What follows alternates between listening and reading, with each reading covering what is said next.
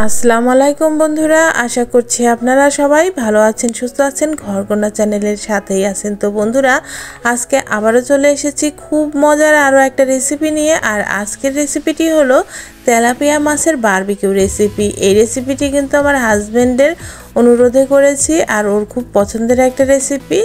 আর এই রেসিপিটি করে নিতে কিন্তু খুব বেশি মশলারও প্রয়োজন হয় না, তৈরি করে নেওয়া কিন্তু খুবই সহজপ্রাপ্য অল্প কিছু মশলায় কিন্তু তৈরি করে নেওয়া যায়। তো বন্ধুরা, আশা করছি বরাবরের মতো আমার আজকের রেসিপিটি আপনাদের অনেক অনেক ভালো লাগবে।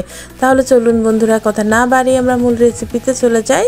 এখানে আমি বড় সাইজের একটা তেলাপিয়া মাছ নিয়ে নিয়েছি, আর মাছটাকে খুব ভালোভাবে কেটে কুটে ধুয়ে নিয়ে এসেছি। দেখতেই পাচ্ছেন কতটা লোভনীয় লাগছে। তো বন্ধুরা, মাছের পেটটা কিন্তু এভাবে চিড়ে নিয়ে নিয়েছি, যাতে মশলাটা প্রবেশ করানো যায় আর কি সহজেই। তো আমি এখানে মাছটাকে এখন কাট লাগিয়ে দেব। তো এভাবে কিন্তু মাছের এক পাশ আমি কেটে নিচ্ছি, আর এটা কিন্তু একটু গভীর করেই কেটে নিতে হবে, যাতে মশলাটা ভেতর পর্যন্ত চলে যায়। তার জন্য অনেক গভীর করে কেটে নিয়েছি। তবে খেয়াল রাখতে হবে মাছের বড় কাঁটাটা যেন কেটে না যায়। আমি খেয়াল রেখে রেখে কিন্তু এভাবে কেটে নিয়েছি। দেখতে পাচ্ছেন পুরো মাছটাই কিন্তু আমি সেম প্রসেসেই কেটে নিয়ে নেব। আর এইভাবেই একটা একটা করে কাট লাগিয়ে দেখতে পাচ্ছেন আমি ভালোভাবে কেটে নিয়েছি। দেখিয়ে দিচ্ছি কিভাবে আমি কেটে নিয়েছি। এই যে দেখুন বন্ধুরা, কেটে নেওয়া কিন্তু আমার হয়ে গেছে। এখন আমি মাছটাকে আবারও ভালোভাবে ধুয়ে পরিষ্কার করে নিয়ে এসেছি। এখন আমি 2 টেবিল চামচ আদা রসুন পেস্ট দিয়েছি, আর 3 টেবিল চামচ দিয়েছি পেঁয়াজ বাটা, 1 চামচ দিয়েছি ভাজা জিরার গুঁড়ো, 1/2 চামচ দিয়েছি গোলমরিচ গুঁড়ো, 2 টেবিল চামচ দিয়েছি বারবিকিউ মশলা, দিয়েছি স্বাদ মতো লবণ, আর 1/2 বাটি পরিমাণ দিয়েছি টক দই, দিয়েছি 1 চামচ লাল লঙ্কার গুঁড়ো, 1 চামচ হলুদ গুঁড়ো, আর 1 চামচ ধনিয়া গুঁড়ো, সাথে দিয়েছি একটা লেবুর স্লাইস। ভালোভাবে চিপে রসটাকে আমি এখানে দিয়ে দিয়েছি। দেখতেই পাচ্ছেন এখন সমস্ত উপকরণ দেয়া কিন্তু আমার কমপ্লিট হয়ে গেছে। এখন আমি এই মাছের গায়ে মশলাগুলো ভালোভাবে মেখে নিচ্ছি। দেখতে পাচ্ছেন একটু সময় নিয়ে মাছের কাটা অংশের ভিতরে ভিতরে মশলাগুলোকে প্রবেশ করিয়ে দিয়ে নিচ্ছি। মাছের পেটের ভেতর থেকে শুরু করে সব জায়গায় কিন্তু উপর নিচ করে আমি মশলাটাকে মাখিয়ে নিয়েছি। দেখতে পাচ্ছেন আমি কিভাবে মেখে নিচ্ছি। আর এই পর্যায়ে মেখে নেওয়া হয়ে গেছে। এখন আমি 2 টেবিল চামচ পরিমাণ দিয়েছি সরিষার তেল। এটাকেও আমি এখন উপর দিয়ে ভালোভাবে মেখে নিচ্ছি।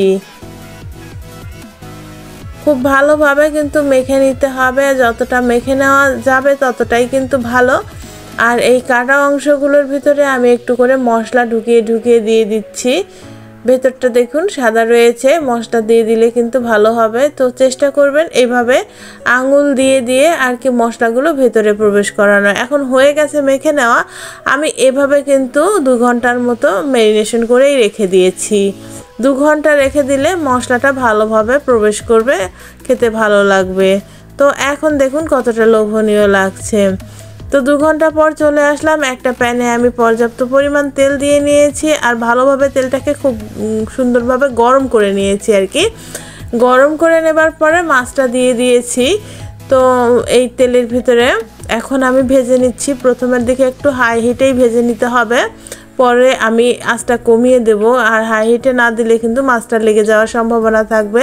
আমি এই প্যানটা নিয়েছি, যার কারণ হলো এই প্যানটায় মাছটা কিন্তু খুব সুন্দরভাবে ভেজে নেওয়া যায়, মাছটা লেগে যায় না। যার কারণে এই প্যানটায় আমি ভাজাভুজিটা বেশি করি, তো এই জন্য এই প্যানটা নেওয়া। এর চেয়ে একটু বড় প্যান নিলে ভালো হতো, কিন্তু রিস্ক থাকে দেখে আমি নিইনি। আর আমি এখন যেটা করছি, এই পাশ ওপাশ উল্টিয়ে ভেজে নেওয়ার পরে আমি কিন্তু ওই এক্সট্রা মশলাগুলোকে আলতো করে আর কি ব্রাশের সাহায্যে পুরো মাছের গায়ে আবারও মেখে দিয়ে দিয়েছি।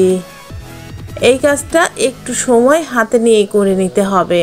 তো এই পর্যায়ে একটু ভালোভাবে মাছটা যাতে সেদ্ধ হয়, তার জন্য 4-5 মিনিট ঢাকনা চাপিয়ে আমি ভেজে নিয়েছি।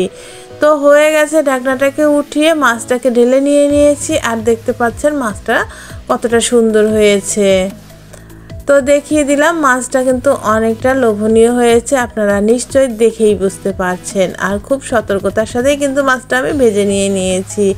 তো এই মাছটা কিন্তু খুব মজা করে খেয়েছে আমার বাচ্চা এবং হাজব্যান্ড সবাই। তো বন্ধুরা এই ছিল আমার আজকের রেসিপি। আশা করছি আপনাদের রেসিপিটি অনেক অনেক ভালো লেগেছে। ভালো লেগে থাকলে পরে অবশ্যই এক্ষুনি একটা লাইক করে দিয়ে আমার চ্যানেলটি সাবস্ক্রাইব করে আমার চ্যানেলের পাশে থাকবার অনুরোধ রইল। ফেসবুক থেকে দেখে থাকলে প্লিজ লাইক এবং ফলো করে দেবেন, আর বেশি বেশি করে ফ্রেন্ডস অ্যান্ড ফ্যামিলির সাথে শেয়ার করে দেবার অনুরোধ রইল। এরকমই মজার মজার রেসিপি নিয়ে বন্ধুরা আমি কিন্তু আবারও হাজির হয়ে যাব। ততক্ষণ পর্যন্ত অপেক্ষায় থাকবেন, ভালো থাকবেন, সুস্থ থাকবেন, নিজের প্রতি যত্ন নেবেন, আর আমার জন্য বেশি বেশি করে দোয়া করবেন। আসসালামু আলাইকুম বন্ধুরা।